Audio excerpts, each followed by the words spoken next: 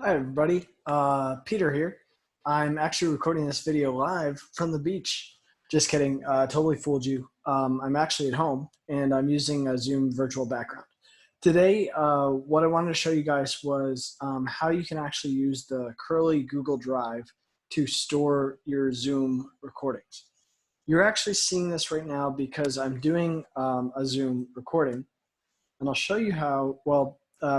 We can look at how to do that in another video, but if you have a Zoom recording, what I want to show you here is how to actually upload that to your Curley Google Drive, because otherwise you're going to start running out of space on your hard drive.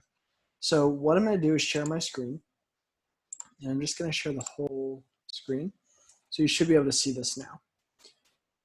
Okay, so what we're going to do here, and by the way, I have this Zoom folder up. This will come up automatically whenever you finish a meeting and whenever it stops converting the recording. So you'll see that I have my personal meeting rooms from, this is, let's see, 327 and 330. So those are two meetings I hosted for office hours with my stats class and my geometry class.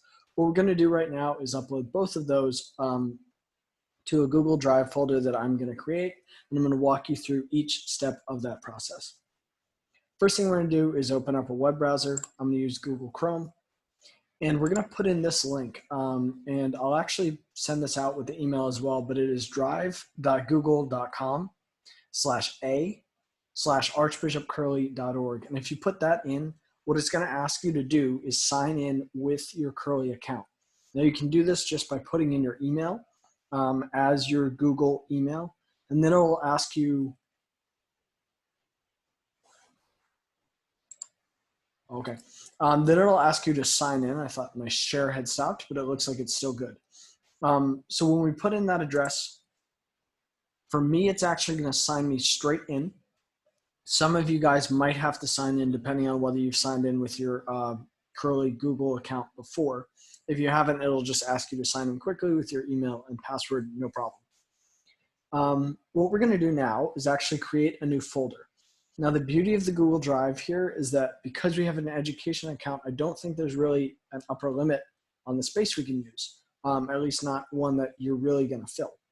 So what we're going to do is make a new folder. I'm going to call it AAA Zoom. And the reason I'm doing that is just so it stays at the top alphabetically of my folder, so it's always easy to get to.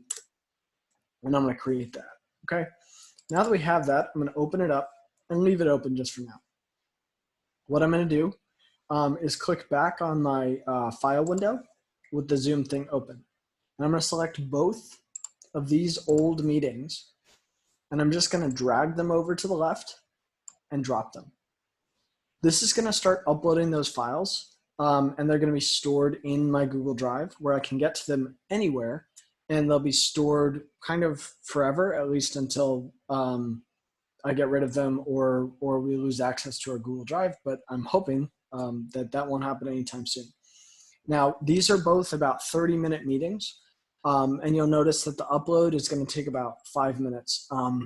Now, if you have slightly slower internet, it may take a little bit longer, but it really shouldn't be that bad. The Zoom files tend to be pretty small, so you should be able to upload that, no problem. So I'm actually going to stop the recording here. Hopefully that shows you guys how to, once you have those Zoom recordings, actually upload them so that you can store them on the Google Drive and not on your computer. And that way you'll have a record of kind of all your meetings to go through at a later date. Thanks for watching, and I hope this helps. If you have any questions, feel free to email me. Hope to see you and talk soon.